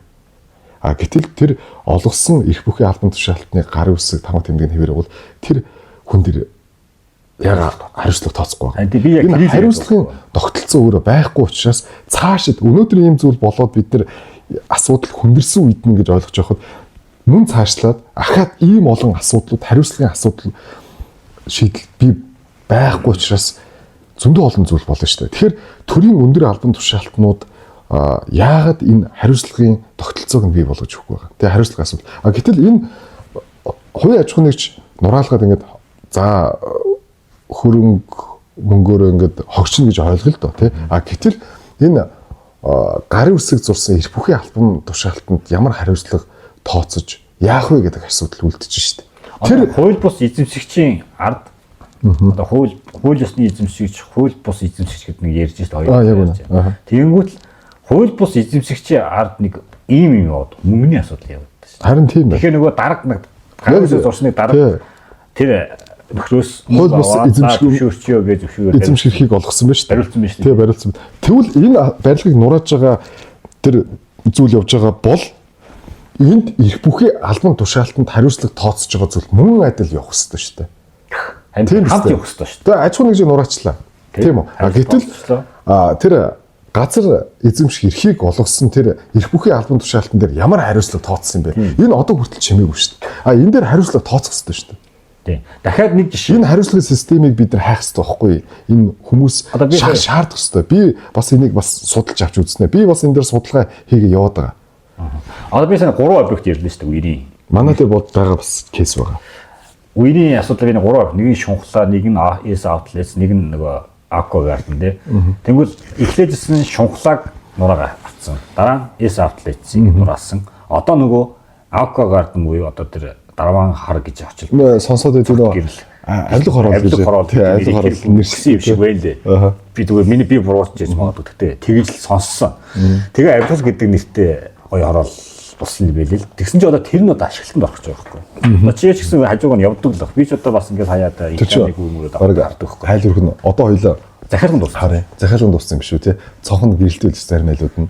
Тий, басаад нь хийгдэд одоо ингээд ашиглалтанд орж штэ. Тэнгүүт уул нь бүгдэндээ тэгш үүслэх хэрэгтэй шүү дээ. Хариуцлага тавьчихж байгаа хадгалгын хариуцлага тооцох хэрэгтэй шүү дээ. Тэнгүүл нөгөө хоёр жижиг одоо S outlets-ын жижигхэн худалдаа эрхлэлтэй нөхөрлөөсөн байж тарах гэдэг шүү дээ. Тэнгүүл хамаагүй дээрлэхийг нураачлаа. Ийм том нүсгэр том байшин барьсан нөхөр мэдээж энэ амар том. Энд чинь одоо нөгөө шудраг усны зарчим, хууль ёсны зарчим алдагдаад байгаа байхгүй. Тийм шудраг усны зарчим. Хөлс байхгүй аж ахуй нэгжүүж яаж цаашдаа үйл ажиллагаа явуулах юм бэ? Ийм шудраг ийм хууль ёсны зарчимтай байж бид нар хөгжил дэвшил ярина шүү дээ. Тэрний дараа. Би одоо энэ гол хэлэхэд байгаа санаа нэг шудраг ёсны зарчим үйлчлэхгүй байна. Хоёрт иргэдийн асуудлыг ярих гэдэг. Тухайн үед одоо S outlets-ыг нураа гээл те авилга оруулыг бүгд нураа пала гэж иргэд бүр амар ингээл дэмжээл те баг ухаан даргаач заста мондод байгаа ашгүй ингээд асуудлыг шийдэж чинь гээл бөөнөөс энэ сонссон. Миний мэдээ ерхий сайд бас ирж ирсэн нураа гэж хэлсэн. Ерхий сайд чи ирээд өөрөө мэрэгдлийг ингээд нураа гэж хэлсэн те. Тэгсэн чи өнөөдөр тэрнтэйг хариуцлага тооцоогүй нүдэн дээр нөгөө асуудал үүсгэж байгаа барилгын баригдаад байхад иргэд юу ч болоогүй юм шиг хажууд нь ингээл алхаал явж байгаа байхгүй. Тэгэхээр биднэрт бас нэг асуудал байгаад байгаа юм. Нэг үг үүдэг штэ. Шудраг бус зүйлийн хажуугаар та чимээг өнгөрөх юм бол шудраг бус зүйлтэй эвлэрсэнтэй өрцгөө гэдэг те.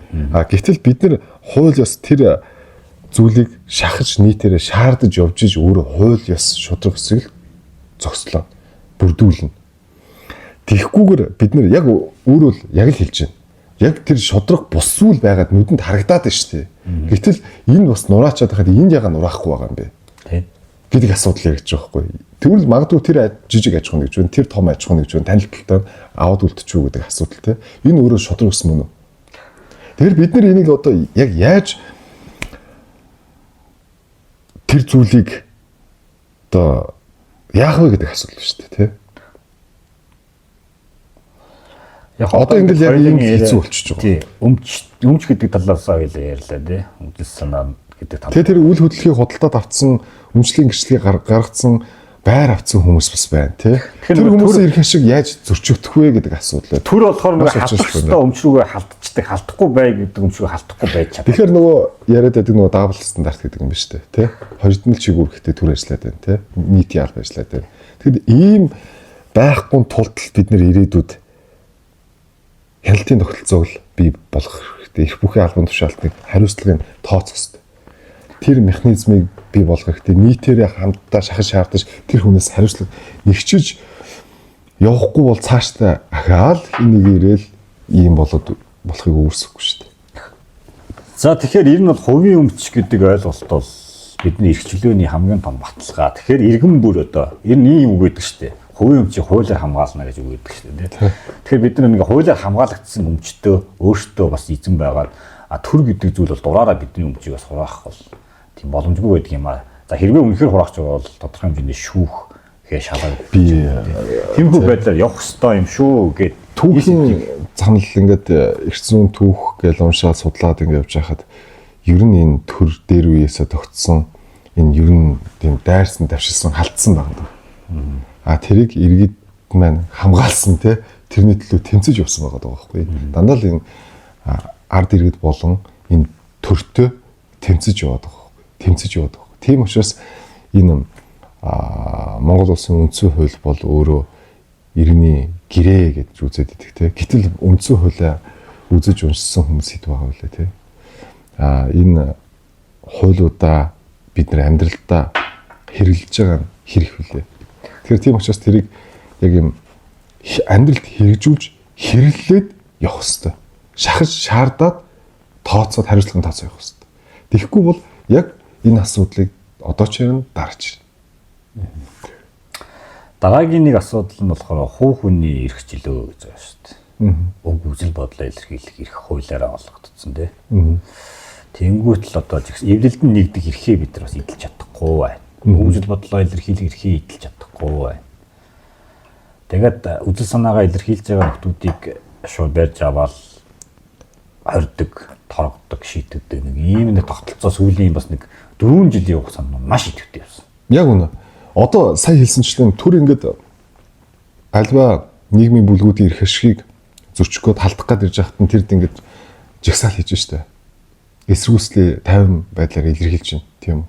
Тэгэхэд тэрийг цагдаа нар юм уу харилцсан тэр иргэдээ хамгаалж явах хэрэгтэй. Гэтэл манай цагдаа нар төрөө хамгаалж явчихад байгаа. Төрөө хамгаалчаад төрөө биш дарга нарыг хамгаалж. Дарга нарыг хамгаалчаад байгаа. Гэтэл тэр хурцтмал шин чанартай зүйл болох нь уу гэдэг зүйлийг харж ажиж хамгаалах хэрэгтэй байтал тэр дарга нарыг хамгаалаад байдаг. Гэтэл эн чинь өөр эрүүл байхгүй юу? Эрүүл нийгэм чинь өөрөө жагсаал цуглаатай байж бий болно шүү дээ. Гэтэл энэ дэр үг үзэл бодлоо илэрхийлснийхэн төлөө хүмүүсийг хориод байгаа байхгүй юу? Нийлэн эрчимтэй маш олон хүмүүс хоригдсон шүү. Одоо миний мэдхээр бол манай Баян далаач хүртэл дуудагдчихсэн шүү дээ. Машинтаа жагсаал гэж хөдөлгөөн те. Тэр үед чинь цагдаа дуудагтаад гэтэл тэр хүн чинь үг үзэл бодлоо илэрхийлж байгаа шүү дээ. Бензиний үнийг нэмэх нь буруу шүү дээ. Яагаад нэмээд байгаа юм бэ? Тэрэн дээр тайлбар сонсъё гэдэг те. Одоо нэг ийм нэг юм яваад байгаа шүү дээ. Одоо талбайдар хэдүүл нэг жагсаал хийх заавал нэг зөвшөөрөл авч жагсдаг гэдэг нэг ойлголт яваад шүү дээ. Уул нь хуулийн дээр чинь нэг ийм юм байт юм шүү. Зүгээр мэдэгддэм шүү.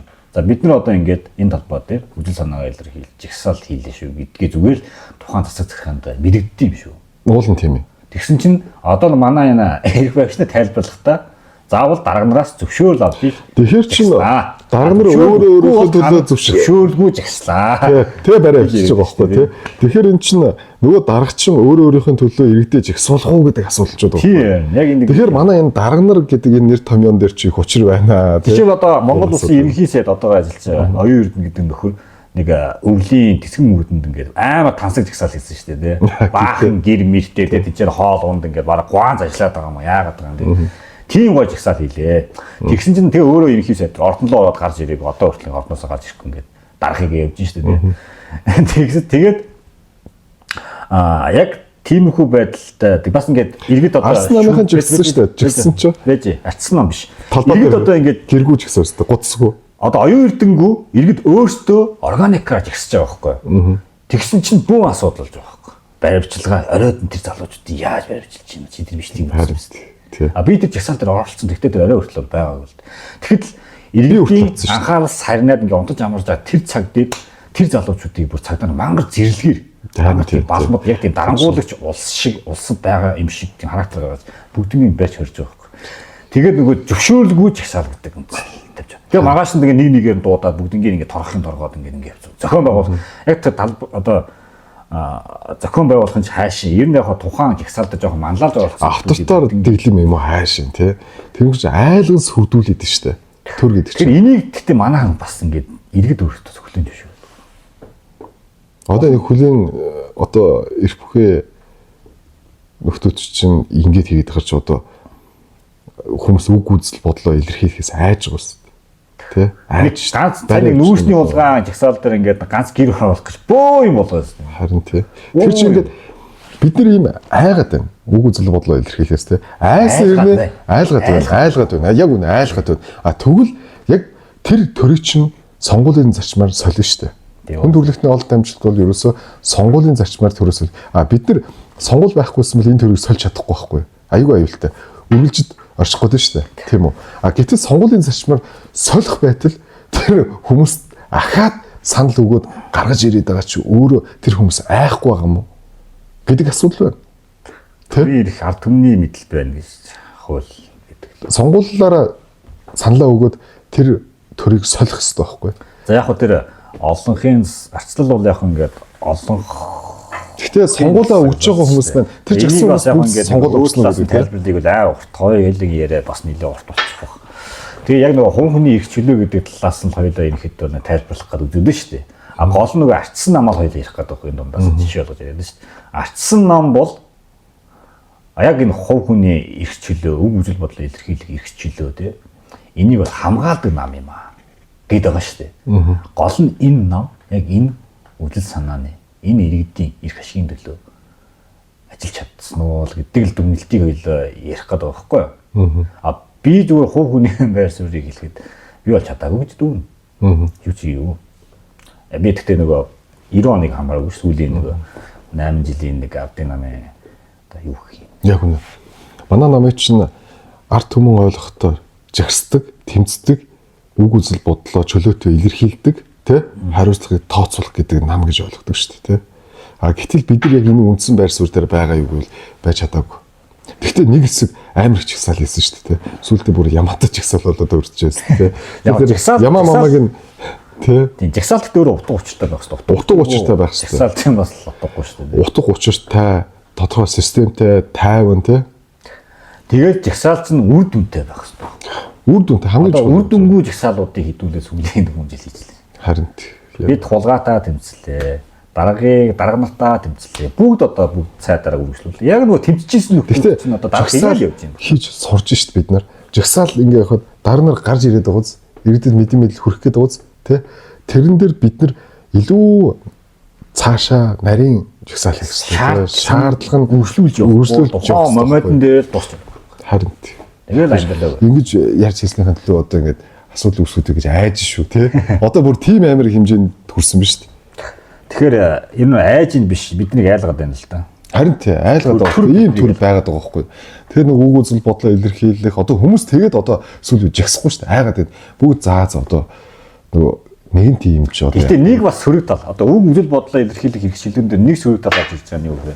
Ойлголтын зөрүү байгаа байхгүй. Ойлголтын зөрүү байгаа байхгүй.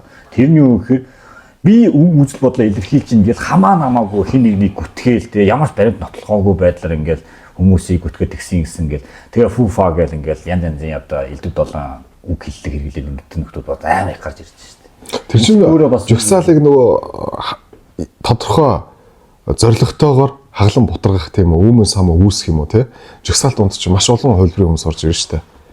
Тэрдний нэг тэр жагсаал гэдэг зүйлийг их маш сайн нарийн зохион байгуулалтад хийх хэрэгтэй. Гол нь хувийн эрх чөлөө хэдүүлээ үг үзэл бодлоо илэрхийлэх эрх чөлөө заавал жагсаал гэдэг байдлаар тайлбарлаж болохгүй бах тий. Тэддээ хувь нь цөөхөн шүү дээ. Яг үг үзэл бодлоо илэрхийлж явж байгаа хүмүүс нь байлангуй ирэвш. Тэгэхээр энэ эрх чөлөө чинь одоо энэ үг хувь хүний эрх чөлөө. Тэр дундаас үг үзэл бодлоо илэрхийлэх эрх чөлөө, үг хэлэх эрх чөлөө гэдэг чинь хамгийн чухал зүйл байхгүй. Энэ эрх чөлөөг алдах юм бол хэдүүлээ яг хуучин таталтаа систем рүү шилжих байхгүй. Дарангуулын систем рүү хэдүүлээ орох гээд шүү. Ер нь бол арчилч нь бас өөрөө ингээд олонхын засаглалч нь өөрөө олонхын дарангуулыг бий болгох юм. Цөөхөр хишгийг хамгаалах хэрэгтэй байхгүй. Гэтэл олонхын дарангуул бий болгоод. Би одоо эрсдэлтэй тогтолцоо нэг ном байгаа шүү дээ. Чехийн нэг улс төрч ütсэн. Тоталитар дэглэмээс гажуудсан ардчлал руу гэдэг тэр ном айгүй чухал. Яг Монголын одоо энэ болоод байгаа нөхцөл байдлыг харагдаад байдаг байхгүй тэр номыг уншихаар. Тэр Америкийн ардчлал, Европын ардчлал чинь гинт өнөөдрийн байдалтай бий болоогүй яг л явах хэвээр замаараа давах хэвээр даваануудаа даваа явж байгаа шүү дээ. Бид нар яг тэр давааг даваа явж байгаа байхгүй. Тэгэхдээ биднэрт нэг онцлог байгаа нь юу гэхээр тэдний магадгүй алдааг нь бид нар алгасаад өнгөрөх боломж байгаа байхгүй. Судалгаа, мэдээлэлтэй, тэ нөхцөл байдалтай. Тэгэд ингээд дарга англи сайхан амьдраад байдаг, ард түмэн ядуугаад байдаг, тэ албан тусалгааны цонхоор амьдрал сайхан харагдав. Тэ гэтэл ингээд бөөнөрөө сайхан амьдрмаар шүү дээ. Тэгтэл нэг үг өгдөг шүү дээ. Одоо гэр бүлээ бодож чинь, тэ та хүүхдээ 1000 деважин төгсгсөн ч таны хүүхэд буцаага там дуунууд яах вэ? Тамийн нийгэмтэй байл гэдэг, тэ энэ нийгмийн эдис бол хувир шүү дээ. Нэгд Монгол бид нар. Гэтэл бид нар иргэн баян бол төр баян гэдэг шиг яг энэ иргэн баян, төр баян гэдэг ус баян. Ус баян тий ус баян. Иргэн баян бол ус баян. Ус баян гэдэг чинь яг л чухал байхгүй. Тэр чинь тэр чухал зүйлийг л бид нар яг яаж хөрсөн дээр бий болох вэ гэдэг зүйлийг маш сайн их хэвээр. Чи сүүлийн үед ардын намын яг ямархуу байр суурьтай хандцааг ажиллаж байгаа бах тий. Ардын нам ашлал ярьж байгаа байхгүй. Тэр дундаа хүний хийг ярьж байна. Аршлал гэдэг байхгүй. Тэр нэг социотик үзэлтэй нам. Тэгтээ социотик үзэлцэн бас аршлал дотор орчиж байгаа. Бид нэг арчилсан үзэл гэж яриад байдаг шүү дээ. Энэ дотор ч одоо энэ социотик үуч зөвхөн манай арчилсан нам энэ арчилсан үзлийг ярьдаг байхгүй. Социалист намууд ярьж байна. Арчсан нам манайч одоо баруун төвийн одоо либертар үзэлтэнгүүд байна. Консерватив одоо янз янзын үзэлтэнгүүд байна шүү дээ. Эдгээр чинь арчлыг ярьж байна. Хүн наав бас арчлал гэж ярьдаг тий. Тэгвэл энэ олон арчлагч намнууд дундаас арчсан нам яг ер нь юугаар ялах хэвчээ? Эсвэл энэ нийтээ адилхан яваад байх юм уу? Нэг юмар болно одоо ус төрийн тавцсан дээр бид өрсөлдөх хэрэгтэй шүү дээ. Нэг юм ялгах шүү дээ. Адилхан биш. Чи юу гэж харж байна? Бидний хамгийн ялгах ёстой зүйл бол ерөөсөө л хувийн өмчийг хамгаалах ёстой. Хувь хүний эрх чөлөө, үг үзэл бодлыг нь хүндэтгэх ёстой. Чөлөө зах зээлийг бий болгох ёстой. Ерөөсөө л бидний ялгарамж юм шүү дээ. Хүн намынхыг хараад байхад бол нэг оройн дотор, нэг шөнийн дотор өөрсдийнхөө байр суурийг сольж өгч шинэ. Үзэл санаа тийм амархан солигдох уу те? Гэтэл тэр үзэл санаан дээр анх нэгдсэн хүмүүс одоо тэр үзэл санаатай бүр ингэж үзэл санаа гэдэг зүйл чинь түүхэн цагаас дэвшээ дээшээгээ явдаг байтал шууд ингэж эсрэгээрээ маневрлж ингэж 360 градус тий эргээд тэрэн дээр нөгөө хүмүүс маань дэмжиж явж гин хууч хүмүүс нь явж байгаа юу одоо ингэж дэвшээж явж гин энэ ямар зүг яг ямар үзэл санаагаар ямар хүмүүс нэгдсэн юм бэ те зүгээр нам гэдэг юм дээр нэгдээд байна уу эсвэл эрх ашиг гэдэг юм дээр нэгдээд байна уу эсвэл үзэл санаа гэдэг зүйл дээр нэгдээд байна уу гэдэг чинь нэг өөр ойлголт байна шүү дээ одоо манай намд чинь үзэл санаан дээр бас хуваагдаж байна тий үзэл санаан дээр хуваагдаж байна энд нь тосон тосороо усан усаараа гэдэг шиг энэ нь өөрөө энэ үзэл санаа намд чи өөрөө хувийн өмчийг хамгаалдаг байх хэвээр хувийн эрх чөлөөг үг үзэл бодлоо илэрхийлэх хэвээр бидний хурал ийм байх хэвээр цаашид ийм баймаар байна гэдэг өөртөө бас клуб болоод олон нийттэйгээ тэр клубийн зарчмаараа эрэгтэй уулзаад тий тэргээ үзэл санаагаа тайлбар таниулж байгаа нөхцлүүд үүсэж байгаа. Гэтэл манай нам өөрөө яг тэрийг яаж хэрэгжүүлж байна? Клубүүд хэрэгжүүлээд байна уу? Залуучууд хэрэгжүүлээд байна уу те? Одоо нэг арц нам өөрөө энэ фракц хоорны зөвшөлтсөл орчлоо шүү дээ. Нэг талаас энэ бол улс төрийн нөхцөл бай. Энэ омгийн байж хэвээр. Хүн төрөлхтний үүссэн цагаас ер нь бол фракц гэдэг зүйл бид нар одоо фракц намч гэдэг юм уу те? Хүн төрөлхтний үүссэн цагаас омгийн систем угсаа байсан. Омгийн систем бүлгийн эрх ашиг гэж байдаг те. Тэндээсээ хуваагдаад тэр үзэл санаануудаас аль нь илүү давмгаалж чинь тэрүүгээрээ ялгарч байна те. Бид нар бол харьцангуй ардын намыг бодох юм бол одоо хурлаараач үүр шүү дээ. бидний хурал бол хэрүүл тэмцэлтэй яг ардсан байгаа шүү дээ. Хэвтэ тогтолцоотой үг үзэл бодлоо илэрхийлж байна. Муудж байна, сайдж байна тий. Гэтэл ардын намынх бол ардсан байх гэдэг одоо хичээгээд байна л да тий. Гэтэл тэдний намын үйл ажиллагааны хурлынхаа үйл ажиллагааны ил тод байгаа юу? Тэр асуудлуудаа хэл мэдээллийн хэрэгслэлээр чөлөөтгөл илэрхийлж чадчих байгаа юу тий. Гэтэл үгүй шүү. Миний хувьд бол ингэж бодож байгаа. Ардсан нам бол ерөөсөө эрх чөлөөний үзэл санаагаар ялгах хэрэгтэй юм дандаас. Хувь хүний эрх чөлөөг хамгаалдаг байх хэрэгтэй. Хамгаалагч нь байх хэрэгтэй. Ер нь цайзал байх хэрэгтэй. Одоо энэ ардын намчин бол хүний эрх ярьж байгаа л хүмүүсийн эрх ашигыг хөндөөд өмчийг хураагаал тэгээд эрх чөлөө үгээ хэлсэн хүмүүсийг хордог, цагддаг. Талбай дээр зогсож байгаа иргэний эрх ашигыг ардсан нам байна яаж хамгаалах хэрэгтэй? Талбай дээр жигсэж байгаа үг үзэл бодлоо ардсан нам хамгаалах гэхээс илүүтэй энэ тогтолцоо гэдэг зүйл байна шүү дээ. Одоо жишээлбэл төр гэдэг зүйл иргэд рүүгээ халтж шүү дээ. Хэдэн нөхдүүд гарч ирээд тэгтээ тийч асуудал үүсээг байхгүй. Зодон зохион болоогоо буу шийдэн болоо хүн амтны амнаас ирсдэг үеийн тохиолдолд бол төрөл зүгээр л ажиллаад байж байгаа байхгүй. Харин төрийн цагдаа яг төрийн цагдаа бол бас энэ нэршил өөр бүр байхгүй бас. Төрийн цагдаа энэ амар дангаа. Тэгэхээр энэ Монгол улсын цагдаа шүү дээ. Монгол улсын цагдаа иргэдэд хамгаалах хэрэгтэй. Иргэд ингээд жигсэж байгаа тохиолдолд бол гэхдээ гадны нөлөөлөл орж ирэх өндөр. Хоёулангийн ярьж байгаа бол ардсан нам тэр хувь хүний эрх чөлөөг яаж хамгаалах хэрэгтэй вэ? Жишээ нь талбай дээр жигсэж байгаа үг үзэл бодлоо илэрхийлж байгаа аагийн эрх чөлөөг яаж хамгаалах хэрэгтэй. Тэг үзэл бодлоо илэрхийлж байгаа. Тэгэхээр миний ойлголтоор бол Сүхбаатарын талбайд бол бид хэдүүлээ яриа сурцсан нөгөө муурын байшиг гэж үүдэг шүү дээ. Олон нийттэй харилцах төгөөд тэрэн дээр тэр иргэд мань хурж ирээсчээ. Ямар ихэн зөрчигдөд байгаа юм бэ? Тэ? Тэрэн дээр нь бид нар хуульч, эрх зүйч, өмгөөлөгч тий олон талт мэрэгчлээ хүмүүсээрээ тэр иргэний асуудлыг авч хэлцэх хэрэгтэй байхгүй. Энд асуудал ингэж хүндэрсэн байна. Энийг хүний эрхийн комисс руу ч юм уу, хүний эрхийн байгууллага руу явуулах тийм үү.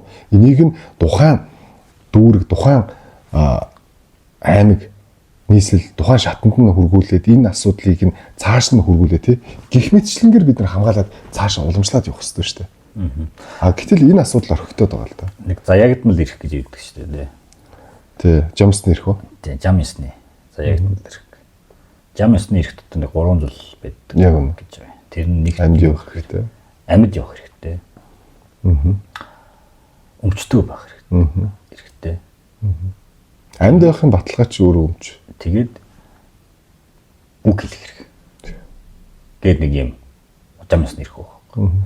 Тэгэл энийг ер нь суур ойлголт л доо. Лектарцч юм бол хамгийн суур. Тэнгүүл өнөөдөр ингээд энэ нөхдүүч нөгөө үг хэлэх хэргийг маань харж өмчтөө бай гэсэн чинь өмчийг хороож авч байна те. Ингээд одоо энэ нөхдүүч ингээд зочдод хэлчихсэн шүү дээ. Тэгэхээр энэ яг энэ эрх чөлөөг л ер нь хэдүүлээ манай нам ялангуяа хамгаалдаг байх. Хамгаалахын тулд зөрчигдсөн эрхтэй олон нийтэд харилцах төв аягүй сайн ажиллаж явах хэрэгтэй.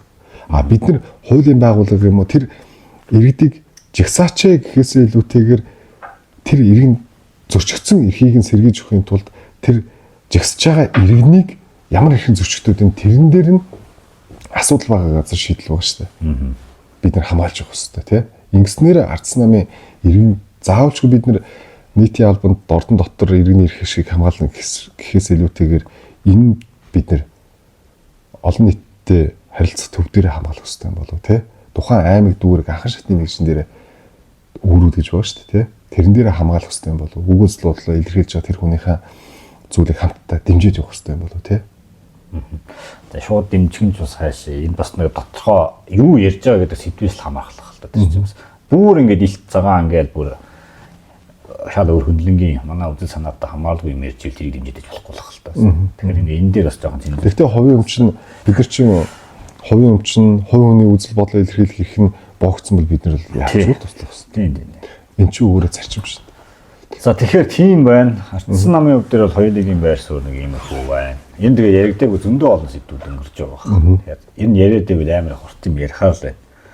Тэгээд за ямар ч хэлсэн Монгол улсын төр нэг тогтворж эхэлж явах шиг байна.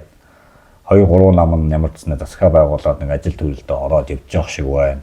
Тэ? Зэгцэг шат руугаа орох уу гэдэг нэг найдлага бас иргэдийн сэтгэлд бол байгаад байгаа.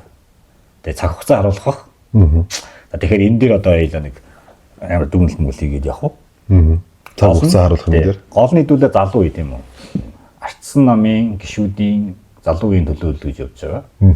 Хэдүүлээ энэ намын үзэл санааг олон нийтэд төвийн дэлгэрүүлдэг байгаасаа. Тэгээ энэ эрх чөлөө гэдэг зүйлээс хамгаалдаг байгаасаа тий. За тэгээ шатны байгууллагаар нөгөө чиний яриад мэрэг зарчмаар явж байгаа улс төр хөөж байгаа залуучууд бол бас нэгт намын үзэл санаагаа ойлгомоор хоёрт хуулиа мөрддөг баймаар байна тий. Тэгээ шудрагсны зарчим гэдэг зүйлийг хэрэгжүүлмээр байна. А мөн хамгийн чухал зүйл юу вэ? Иргэдийн эрх ашиг гэдэг зүйлийг заавал нэг наймарт барьж яваасан. Гэж л би одоо хэлмээр юм. За одоо цэрэн лам гэдэг хувь хүний хувьд хэлэх зүйл.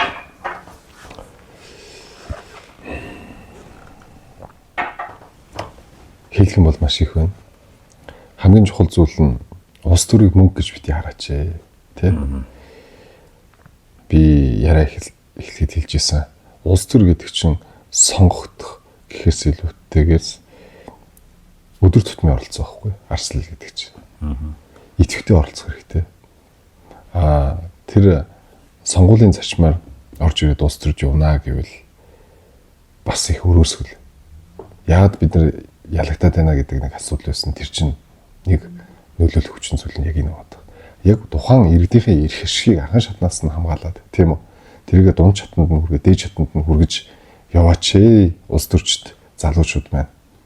Энтэй яг юм санал нэгдээд бөөнөрөө иргэдийнхээ эрх ашигыг анхан шатнаас нь хэрэгжүүлээд нийтлийн эрх ашигыг хамгаалаад цаашдаа улс төр гэдэг салбар руугаа орох юм бол зүйтэй баха. Тийм учраас арслал хүний эрх хувь өмчийг хайрлаж хамгааж байгаа хэн бүхэнд та бүхэндээ чин сэтгэлээс тууштай үнэнч шудраг зарчимтай байгаарай гэж хүсье.